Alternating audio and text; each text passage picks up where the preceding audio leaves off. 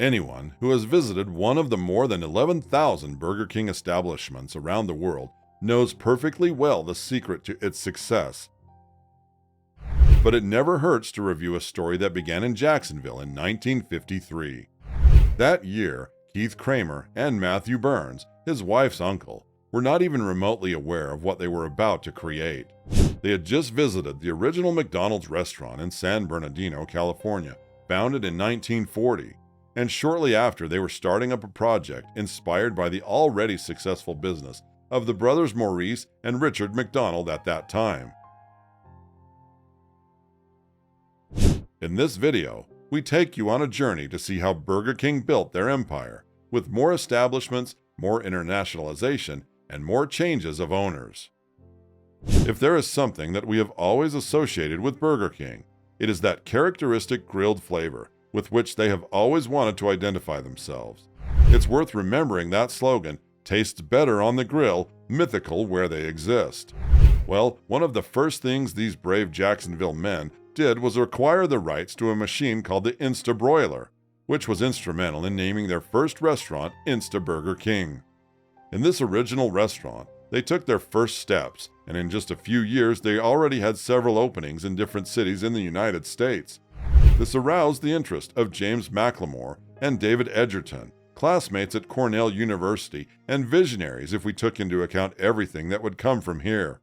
The year 1954 was when McLemore and Edgerton bought their first franchise in Miami, a perfect location considering that its metropolitan area was growing right then. Shortly after several attempts to improve the Insta Broiler, they created their gas grill, which they called the Flame Grill, and it solved many of the problems that had been dragging on with the other machine. 5 years later, they already had several Insta Burger King franchises in the Miami-Dade area, and the business was growing at a very good pace everywhere. But that didn't stop them from having problems with their machines. Now it was the heating elements that were affected by the continuous dripping that the meat patties caused when they were cooked.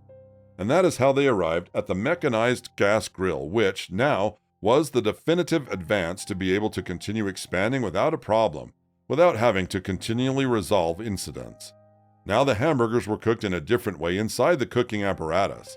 The patties moved vertically on a chain-link conveyor over the heating elements, a system that mimicked a charcoal grill. The next step was to replace all the Insta broilers with the new design unit at all their locations. Although by 1955 there were already more than 4 Insta Burger Kings that had proliferated throughout the state, the group had to face financial difficulties, a delicate period that culminated in 1959 with the purchase of the national rights to the chain by McLemore and Edgerton, who, in addition to revitalizing and structuring the group's operations, decided to rename the company Burger King of Miami.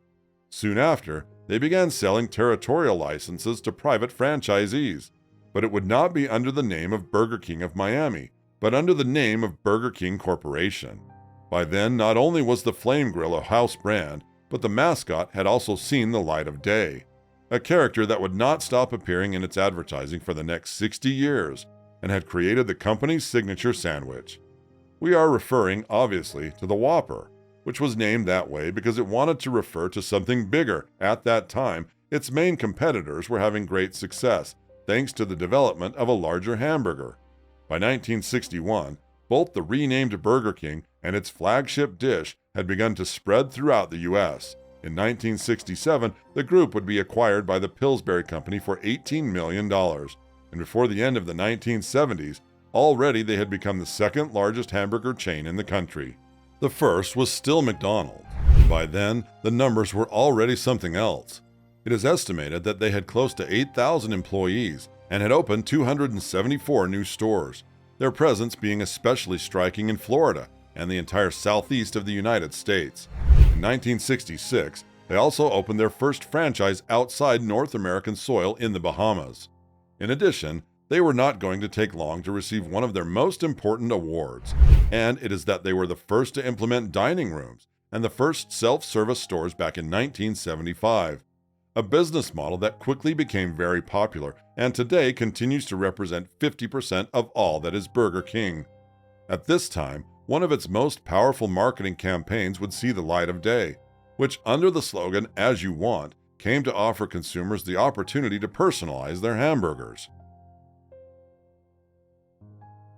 In 1978, Burger King hired McDonald's executive Donald N. Smith. He restructured the company's franchise agreements so that owners could not own franchises in other chains, thus fostering loyalty to his brand, and so that they could not operate stores more than an hour by car from their places of residence, thus reducing the number of owners with establishments in different parts of the country. In this way, many unprofitable franchise owners dropped out. A new business and advertising twist placed Burger King close to one of its most loyal and objective audiences, children.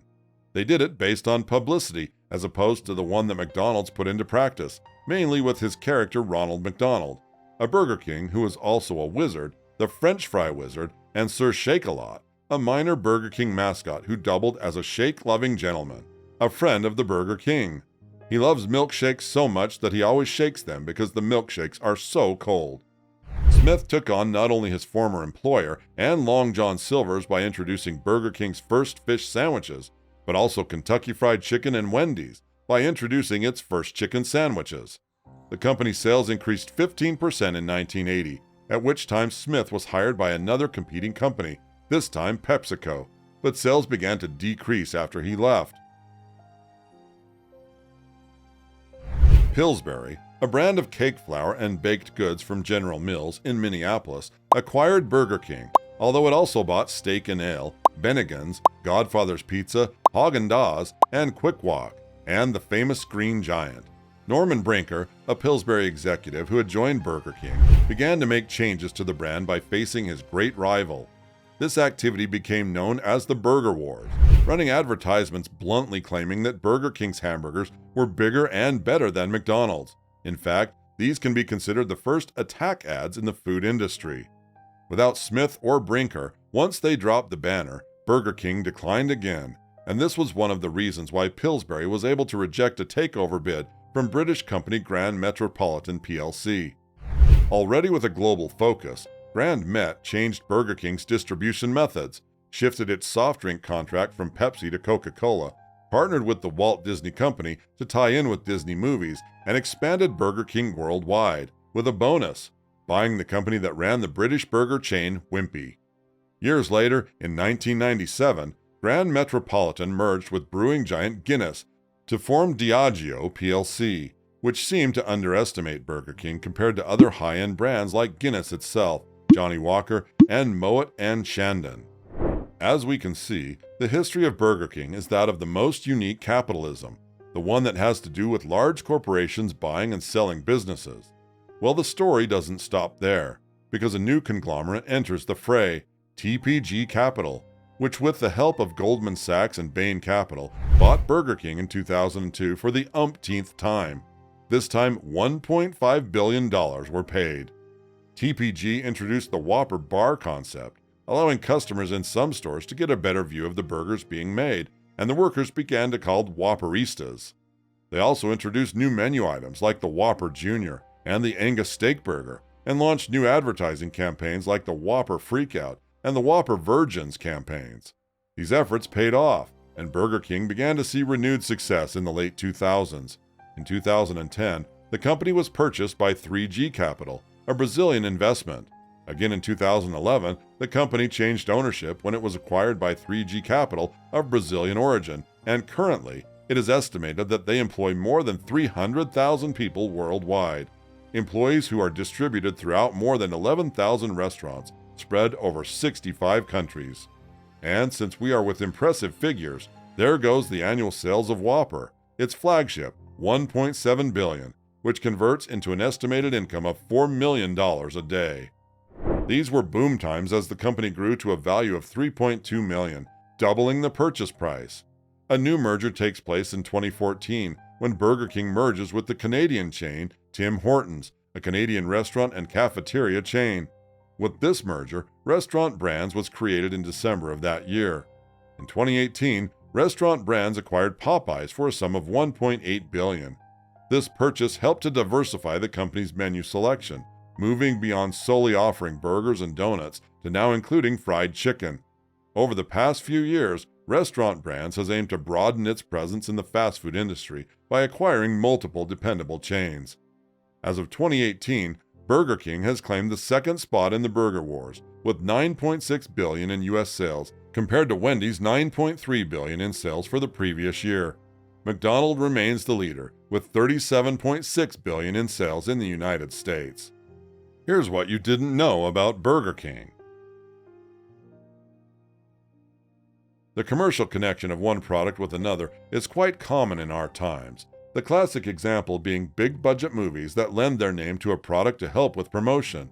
But no fast food company thought of partnering with Hollywood before 1977, when Burger King decided to team up with what was then the blueprint for a small independent film called Star Wars, to sell glasses featuring the main characters from the movie. When Burger King began its expansion into the San Antonio area, they were prevented from using the word Whopper in any advertising or the restaurant's name because a chain already existed in the region called Whopper Burger. This was a setback in a large state the size of Texas, but luck smiled on the owners of Whopper Burger because they saw how they bought their business. Frank Bates, who died in 1983, and his wife Barbara sold the chain to the then parent company of Burger King, Pillsbury, at a great profit. When Burger King opened 50 locations of its restaurants in Illinois in the 1960s, the owner of an existing restaurant in the small town of Mattoon, which had registered the Burger King name with the state, sued the company in what turned out to be a landmark case that is still studied in law schools. The case ended up going all the way to federal court, where it was decided that because the corporation had a national trademark, but the family-owned Burger King only had a state-registered trademark, Burger King was allowed to open anywhere they wanted, as it was not less than 20 miles from Mattoon's restaurant. Interestingly, to this day, there is a Burger King in Mattoon that has no affiliation with the chain. A rather similar case happened when Burger King was starting to enter the Australian market. An existing restaurant in Adelaide had already registered the name, so Pillsbury's company provided the first franchisee, Jack Cohen, with a list of names the company had already registered, and he chose Hungry Jack, the name for Pillsbury's pancake mix. For this reason, all Australian Burger Kings are called Hungry Jacks. In the mid-2000s, Burger King came up with the Wake Up with the King campaign to appeal to the 18 to 24 male demographic, with products like the omelet sandwich, which contains 730 calories and 45 grams of fat, or the Meat Norma sandwich. These products received a lot of negative press due to their excessive calories, and when the company was bought by 3G in 2010, this strategy was discontinued. That's all for today, folks. Thanks for spending some time with us. If you found this video interesting, let us know what you think in the comment box. Make sure to hit the like button and notification bell, and subscribe to our channel to get access to more interesting videos from us. While you are kindly here, click on one of the other 2 videos you see on your screen. See you there.